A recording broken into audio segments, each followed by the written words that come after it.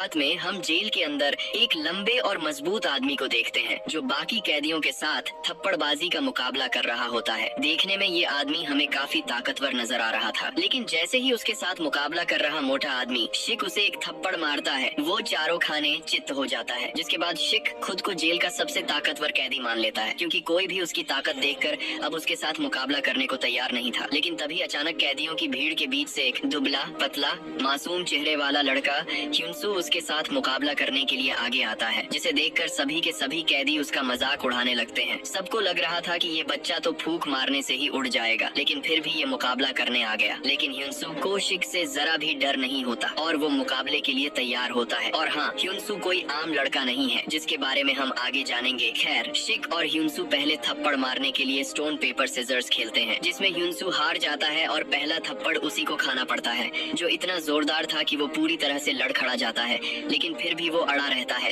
और अब उसकी बारी है। ह्युनसू अपनी पूरी ताकत से शिक के मुंह पर करारा और जोरदार वार करता है, लेकिन शिक को उसके हमले से कुछ खास फर्क नहीं पड़ता। ये मुकाबला तब तक चलता है जब तक दोनों में से एक हार नहीं मान लेते। लेकिन आखिर में ह्युनसू चीटिंग करता है और थप्पड़ के बजाय मुक्के से शिक पर हमला करता है, जिससे शिक जमीन पर गिर जाता है। वही इस मुकाबले को देख रहा एक कैदी हान ह्युनसू की चीटिंग पकड़ लेता है, जो उसे काफी पसंद आती है। वही शिक एक बच्चे से पिटने के बाद हाथापाई पर उतर जाता है। पास में खड़े उसके चेले भी ह्युनसू पर हमला कर देते हैं।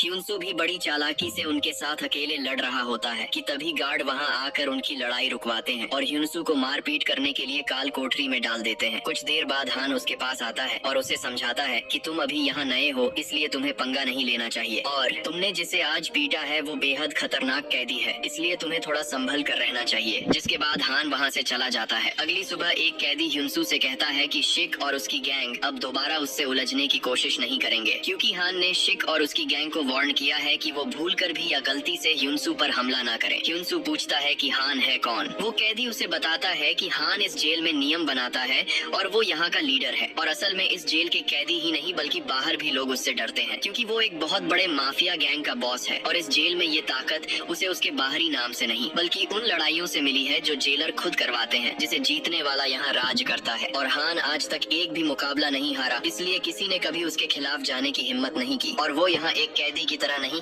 बल्कि राजा की तरह रहता है, और जिस पे उसका हाथ होता है उसे कोई छू भी नहीं सकता। लेकिन कुछ महीनों बाद माहौल पूरी तरह से बदल जाता है, जब एक नया कैदी किम अंदर आता है। एक ऐसा शख्स जो हान से भी कहीं ज्यादा खौफनाक है। किम के जेल के अंदर कदम रखते ही सारे कैदियों में डर फैल जाता है, यहाँ तक कि उसका नाम सुनते ही कई कैदी अपनी नजरें झुका लेते हैं। हान भी उसके आने की खबर सुन के उसके पास जाता है और जेल के अंदर सिगरेट के कारोबार में साथ काम करने का ऑफर देता है। दरअसल हान उससे डर नहीं रहा होता, बल्कि इसके पीछे दो वजह थे। पहला तो ये कि उसकी सजा लगभग पूरी होने वाली थी और वो कोई लड़ाई नहीं करना चाहता था, और दूसरा कि वो अपने दुश्मन और उनके चालों को अच्छी तरह समझता है, फिर वो अपने असली रूप में आता है। लेकिन का ऑफर देता है। दरअसल हान उससे डर नहीं रहा होता, बल्कि इसके पीछे दो वजह थे। पहला तो ये कि उसकी सजा लगभग पूरी होने वाली थी और वो कोई लड़ाई नहीं करना चाहता था, और दूसरा कि वो अपने दुश्मन और उनके चालों को अच्छी तरह समझता है, फिर वो अपने असली रूप में आता है। लेकिन किम को उसके इस ऑफर में कोई दिलचस्पी नहीं थी। उसी वक्त हान का आदमी एक बुरी खबर लाता है कि उनके सबसे खास आदमी को पकड़ लिया गया है। हान जल्दी से उसके पास जाता है और देखता है कि जेलर ने उसे पीट पीट कर अधमरा कर दिया है, यानी कि अब जेलर हान के साथ नहीं बल्कि किम के साथ मिल चुका है। हान ये सब देखकर जेलर पर गुस्सा हो जाता है, लेकिन जेलर गार्ड से कहकर हान को बुरी तरह पिटवाना शुरू कर देता है और आखिरी में उसे भी काल कोठरी में डलवा देता है। कुछ दिन काल कोठरी में बिताने के बाद जब हान बाहर आता है तो उसकी हालत बहुत खराब हो चुकी होती है। लेकिन तभी हम देखते हैं शिक को, जो हान से कभी डरा करता था। आज वो हान को जान से मारने की कोशिश करता है, लेकिन ह्युनसू अचानक उसे हमला करते देख लेता है और उसे धक्का देकर हान की जान बचा लेता है। जिसके बाद जेलर दोनों को पकड़ लेता है और ह्युनसू से पूछता है कि तुम्हारे पास कोई सबूत है कि शिक ने हान पर हमला किया है, जबकि जेलर सब कुछ जानता था, लेकिन वो किम के कहने पर शिक को बचाना चाहता था। कुछ देर बाद ह्युनसू हान से मिलने उसके सेल में जाता है, जहाँ पर हान ने उससे पूछा कि तुमने मेरी जान क्यों बचाई। ह्युनसू ने जवाब दिया कि वो लोगों की मदद करने से कभी पीछे नहीं हटता, क्योंकि ये सब उसकी माँ ने उसे सिखाया है। उसके इस जवाब से दोनों का रिश्ता और भी मजबूत हो जाता है। अगले दिन दोनों सीधे जेलर के पास जाते हैं। ह्युनसू जेलर से कहता है कि उसे स्मगलिंग की रिपोर्ट करनी है जो कई दिनों से इस जेल में खुलेआम हो रहा है। ह्युनसू कहता है कि उसके पास इस चीज का सबूत भी है जिसे देखकर जेलर के पैरों तले जमीन खिसक जाती है। दरअसल ये सब हान ने ही ह्युनसू को जेलर से कहने को कहा था। उस फोटो में जेलर भी साफ नजर आ रहा था। ये सब देखकर जेलर ह्युनसू को थप्पड़ मार देता है। हान भी जवाबी तौर पर जेलर को थप्पड़ मारता है और उसे धमकाते हुए कहता है कि अगर उसके आदमियों ने इन फोटो को जांच कमेटी को भेज दिया तो सबसे पहले जेलर पे ही सवाल उठेंगे और उसकी कुर्सी भी चली जाएगी। बुरी तरह फंसने के बाद जेलर आखिरकार दोबारा हान की साइड हो गया। वहीं ये खबर सुनते ही किम की हालत पतली होने लगी थी। हान ने भी मौका देखकर किम और सिक को जेल के किचन में बंदी बना लिया और उन्हें टॉर्चर करना शुरू कर दिया।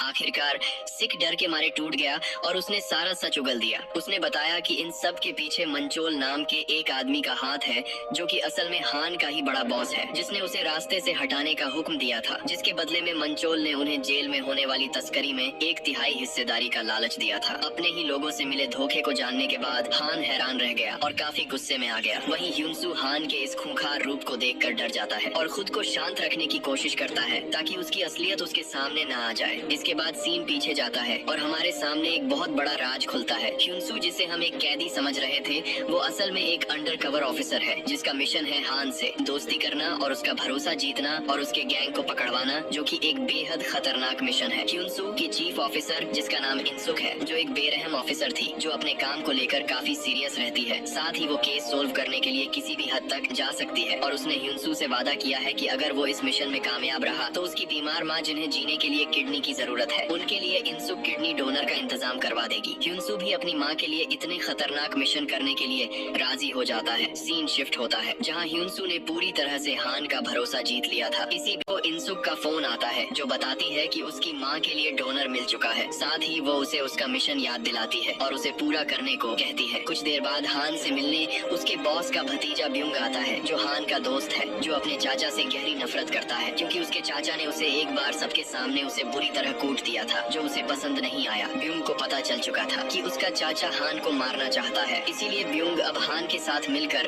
उसके पूरे माफियागिरी को साफ करना चाहता है। हान भी उसकी साइड हो जाता है लेकिन पूरी सावधानी के साथ, क्योंकि उसे ये अच्छे से पता था कि उसके गैंग के लोग किसी के सगे नहीं हैं। यहाँ तक कि उसे ह्युनसू पर भी शक था जिसके बारे में हान ने पहले ही ब्यूंग को पता लगाने को कहा था, लेकिन वो उसके बारे में कुछ खास पता नहीं लगा सका। दूसरी तरफ ह्युनसू काफी खुश था इस बात से कि आखिरकार उसकी माँ अब ठीक हो जाएगी, लेकिन उसकी ये खुशी ज्यादा देर नहीं टिकती। अगले ही पल उसे पता लगता है कि उसकी माँ का एक्सीडेंट हो चुका है और वो ह्युनसू को छोड़कर जा चुकी है। इस खबर से ह्युनसू पूरी तरह टूट जाता है। हान भी उसे इस तरह से टूटा हुआ देख परेशान हो जाता है। खुद को शांत करने के बाद ह्युनसू ने इंसुक को फोन किया और उससे गिड़गिड़ाते हुए कहा कि उसे एक दिन के लिए जेल से निकलवाया जाए ताकि वो अपनी माँ के अंतिम संस्कार में शामिल हो सके, क्योंकि उसकी माँ ही थी जो उसके लिए सब कुछ थी। लेकिन जैसा कि हम जानते हैं इंसुक एक बेरहम औरत है और उसके लिए सबसे पहले उसका मिशन आता है, इसलिए वो साफ साफ मना कर देती है। ह्युनसू लगातार उसके सामने रोता है लेकिन वो उसकी एक नहीं सुनती। आखिरी में ह्युनसू ने धमकी दी कि अगर उसे नहीं छोड़ा गया तो वो हान को सब कुछ बता देगा, लेकिन इंसुक उल्टा उससे कहती है कि अगर उसने ऐसा किया तो उसका पुलिस रिकॉर्ड मिटा दिया जाएगा और वो एक मुजरिम बनकर जेल में सड़ता रहेगा। ह्युनसू सोच भी नहीं सकता था कि उसकी चीफ इतनी घटिया किस्म की ऑफिसर है। ह्युनसू इस बात से इतना ज्यादा गुस्से में था कि जब हान उसके दर्द को कम करने उसके पास आया तो पहले उसने हान को जाने को कहा, लेकिन जब वो नहीं गया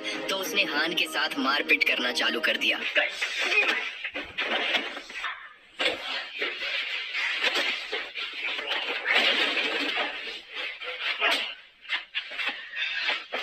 हान नहीं चाहता था कि वो ह्युनसू पर हाथ उठाए, लेकिन मजबूरन उसे ऐसा करना पड़ा और उसने किसी तरह ह्युनसू को शांत किया। इसके अगले दिन जेलर ने अचानक ह्युनसू को उसकी माँ के अंतिम संस्कार के लिए पुलिस की निगरानी में एक दिन की रिहाई दे दी, जिससे वो थोड़ा खुश हुआ। और ये रिहाई उसकी चीफ ने नहीं बल्कि हान ने कराई थी और सारा खर्चा भी उसी ने अकेले उठाया था। हान की मदद से ह्युनसू अपनी माँ को आखिरी बार देख पाया और उनका अच्छे से अंतिम संस्कार किया। जेल लौटने के बाद उस रात हान और ह्युनसू की लंबी बातचीत हुई, जहाँ ह्युनसू को पता चला कि हान का का अतीत काफी बुरा रहा है, जिसकी वजह से आज वो एक गुंडा बन चुका है। हान उसे अपने छोटे भाई की तरह सिखाता है कि जल्दी किसी पे भरोसा मत करो। फिर हान उससे पूछता है कि क्या वो जेल से रिहा होने के बाद उसका जूनियर बनना चाहेगा। यूनसू उसकी बातों को सुनकर सोच में डूब गया कि एक तरफ उसकी चीफ जो केवल खुद के बारे में सोचती है और बस उसका इस्तेमाल कर रही है, वहीं हान जो दिल का साफ आदमी है, जिसने उसकी माँ से आखिरी मुलाकात कराई, उसे वो धोखा दे रहा है। और आखिरकार यूनसू ने उसे सच बता दिया कि वो एक अंडरकवर एजेंट है जो एक सीक्रेट एजेंसी के साथ मिलकर उसे और उसके गैंग का सफाया करने के मिशन पर है। इसके बाद यहाँ से कहानी कुछ महीने आगे चली जाती है और आखिरकार वो दिन आ जाता है जिस दिन यूनसू जेल से रिहा होने वाला है। जेल के बाहर आते ही यूनसू ने बहुत से बॉडीगार्ड्स और अपने सामने एक लाल रंग की लग्जूरियस कार देखी, जिसके अंदर हान बैठा था, जो कुछ महीनों पहले ही रिहा हो चुका था और यूनसू को लेने आया था। यानी कि अब वो एक अंडरकवर एजेंट नहीं बल्कि हान के साथ हो चुका है। उसी रात हान उसे अपने साथ एक आलीशान पार्टी में ले गया, जहाँ पहली बार यूनसू हान के बॉस मंचोल से मिलता है। मंचोल को यूनसू और उसका अंदाज काफी पसंद आता है और वो उसे तुरंत अपने गैंग में शामिल कर होने वाले तस्करी का काम सौंप देता है। लेकिन इस चीज से ब्यूंग थोड़ा चिढ़ जाता है और यूनसू को डराने की कोशिश करता है।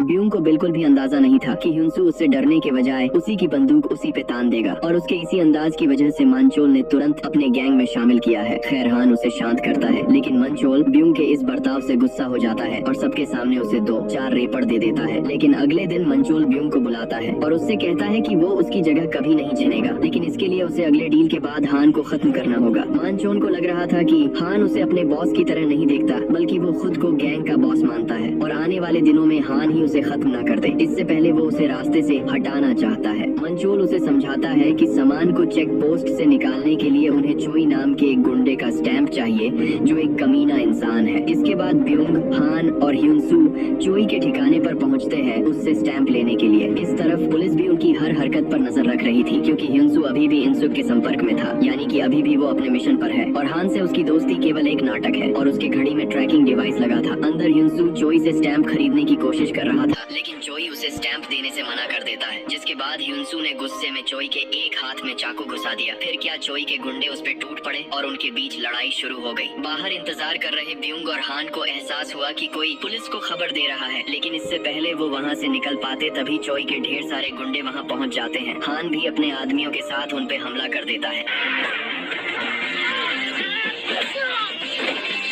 हान इस वक्त केवल ह्यूनसू की जान बचाना चाहता था। वही ह्यूनसू का सामना एक लंबे चौड़े आदमी से होता है, जिस पर वो एक लोहे के रॉड से हमला करता है, लेकिन उस आदमी पर इसका कोई असर नहीं होता और वो ह्यूनसू को पटक पटक के मारता है। लेकिन सही वक्त पर हान आकर ह्यूनसू की जान बचा लेता है और उसकी गैंग चोई के गुंडों को साफ कर देते हैं, जिसके बाद ह्यूनसू चोई को पीट कर उससे वो स्टैंप छीन लेता है। लेकिन इस मारपीट में ह्यूनसू अपनी घड़ी तोड़ देता है, जिसकी वजह से पुलिस को आगे की जानकारी मिलनी बंद हो जाती है। वही मंचोल स्टैंप पाने के बाद ह्यूनसू से काफी खुश हो जाता है। इसके बाद हान रशियन माफिया से डील करने के लिए ह्यूनसू को अपने साथ एक क्लब में ले जाता है और उसे बाहर इंतजार करने के लिए कहता है, क्योंकि कहीं न कहीं वो अभी भी ह्यूनसू पर पूरी तरह से भरोसा नहीं कर पाया है। ह्यूनसू भी उससे बिना कुछ सवाल किए बाहर उसका इंतजार कर ही रहा होता है कि तभी उसके टीम का एक आदमी उसे कोने में खींच लेता है और उसे एक नई ट्रैकिंग घड़ी देता है, जिससे उन्हें हान के खिलाफ ठोस सबूत मिल सके। लेकिन ठीक उसी वक्त हान वहाँ आ जाता है और ह्यूनसू से उस आदमी के बारे में पूछता है। ह्यूनसू बड़ी सफाई से हान से कहता है कि पता नहीं ये कौन है जो उसे परेशान कर रहा है। हान गुस्से में आकर उस आदमी को पीटना शुरू कर देता है, यहाँ तक कि ह्यूनसू को उसे खींचकर वहाँ से ले जाना पड़ा ताकि वो उसे जान से ही न मार दे। इसके बाद जाते वक्त हान ह्यूनसू से सच पूछता है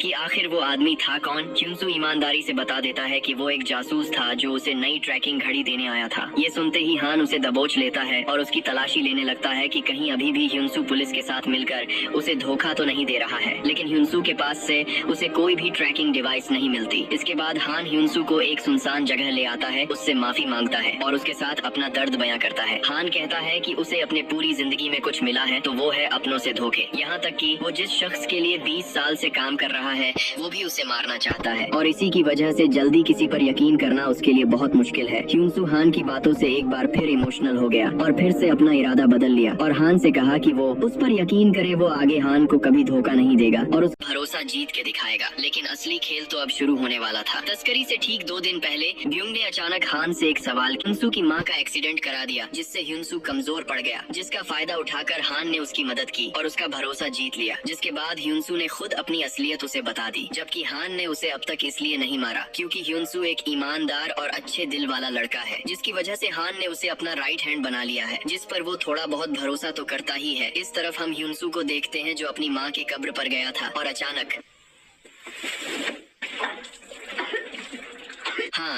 कुछ अनजान लोगों ने उसे अगवा कर लिया और उसके ऊपर मिट्टी का तेल डालने लगे और ह्युनसू से कहा कि उसका पता उन्हें हान ने दिया है। ह्युनसू इस बात से हैरान रह जाता है कि हान उसे कैसे धोखा दे सकता है, जबकि असलियत कुछ और थी। ये लोग हान के आदमी नहीं बल्कि पुलिस वाले थे जो उसे हान के खिलाफ भड़काना चाहते थे और उनका ये प्लान काम भी कर जाता है। ह्युनसू गुस्से में आकर होने वाले तस्करी के बारे में इनसुक को बता देता है, जो 2 दिनों बाद होने वाला था। इसके बाद ह्युनसू इनसुक से अपनी माँ की मौत की असली वजह के बारे में पूछता है। इनसुक जानती थी कि उसकी माँ की मौत की वजह हान है, लेकिन वो उसे ये बात कहकर गुमराह करती है कि इसकी जांच हो रही है, क्योंकि अगर ह्युनसू को हकीकत पता चला तो इनसुक का मिशन फेल हो सकता है। इसके बाद ह्युनसू वापस हान से मिलने आ जाता है। उसके चेहरे पर चोटों के निशान देखकर हान उससे सवाल करता है, लेकिन ह्युनसू बिल्कुल चुप रहता है। आखिरकार वो दिन भी आ जाता है जिस दिन तस्करी होने वाली थी। ह्युनसू ने भी पुलिस को उस जगह का पता बता दिया होता है, जिसकी मदद से इनसुक भारी फौज के साथ उस बंदरगाह तक पहुंच जाती है और उन्हें रंगे हाथों पकड़ लेती है। लेकिन जैसे ही वो बॉक्स खोलना शुरू करती है,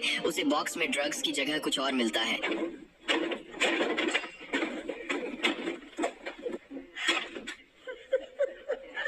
दरअसल ह्युनसू ने हान के साथ मिलकर उन्हें गुमराह कर दिया था और पहले ही सारा ड्रग्स समुद्र में फेंक दिया था। कोई सबूत न मिलने की वजह से इनसुक के पास उन्हें छोड़ने के अलावा कोई चारा नहीं बचा था। इसके बाद मंचोल और हान तस्करी पूरा होने के बाद जश्न मनाते हैं, लेकिन जैसे ही मंचोल हान को शराब उठाने के लिए कहता है, हान उससे कहता है कि वो मुर्दों के साथ शराब नहीं पीता। मंचोल को कुछ समझ आता इससे पहले। हान यहाँ पर उसके साथ धोखा करने के लिए मंचोल को गोलियों से भून देता है। दूसरी तरफ इनसुक को समझ आ गया था कि ह्युनसू अब भी हान की तरफ है, इसलिए उसने अपना आखिरी चाल चला और ह्युनसू को बुलाकर उसे उसकी माँ की एक्सीडेंट वाली वीडियो फुटेज दिखाई, जिसमें हान साफ साफ नजर आ रहा था। और ये देखते ही एक पल के लिए ह्युनसू सन पड़ गया। उसे यकीन ही नहीं हुआ कि जिसके लिए उसने अपना सब कुछ छोड़ दिया, पुलिस को धोखा दिया, उसका भरोसा जीतने की कसम खाई, उसने ही उसकी दुनिया यानी उसकी माँ को ही मार डाला। ह्युनसू को एहसास हुआ कि उसने एक गैंगस्टर से दोस्ती करके बहुत बड़ी गलती कर दी है। साथ ही वो भी धीरे धीरे कानून की मदद करने के बजाय जुर्म की दुनिया में घुसता जा रहा है। इसलिए अब वो एक बड़ा कदम उठाता है और अब उसका केवल एक ही मकसद था, कानून की मदद करना और अपने माँ के कातिल को खत्म करना। ह्युनसू तुरंत हान को फोन करता है और उससे झूठ बोलता है कि पुलिस को उनके ठिकाने का पता चल चुका है और जल्द ही वो वहाँ छापामारी करने वाले हैं, इसलिए उन्हें सारा माल आज रात दूसरी जगह छिपाना होगा। इसके बाद पुलिस की निगरानी में ह्युनसू हान के पुराने अड्डे पर पहुंचता है और हान से मिलता है। हान उससे कहता है कि उन्हें गैर कानूनी काम छोड़कर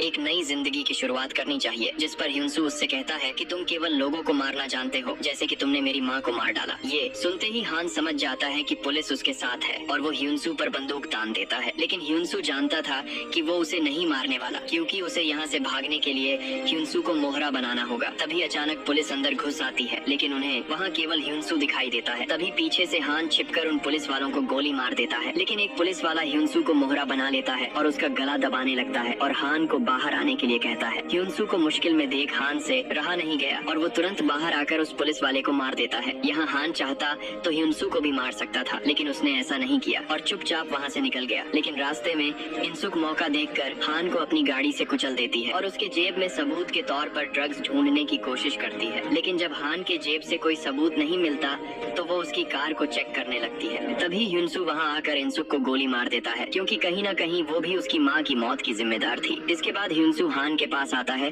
और उसके साथ बिताए आखिरी पलों को याद करते हुए उससे कहता है कि हान की दोस्ती केवल एक झूठ थी और उसने केवल उसका इस्तेमाल किया है। और ये सब ह्युनसू हान से इसलिए कह रहा था क्योंकि अपनी माँ के बाद उसे किसी पर भरोसा था तो वो था हान पर। जिसके बाद ह्युनसू हान को आखिरी अलविदा कहकर उसके मुंह और नाक बंद कर देता है, जिससे उसकी मौत हो जाती है। और आज की हमारी ये कहानी यहीं पर खत्म होती है, जो एक अंडरकवर एजेंट और एक गैंगस्टर की दोस्ती पर बेस्ड थी, जिससे हम सीखते हैं कि जल्दी हमें किसी पर भरोसा नहीं करना चाहिए, क्योंकि आज की दुनिया में हम जिस पे सबसे ज्यादा भरोसा करेंगे वही हमारा भरोसा तोड़ेगा। तो चलो मिलते हैं एक और दमदार कहानी।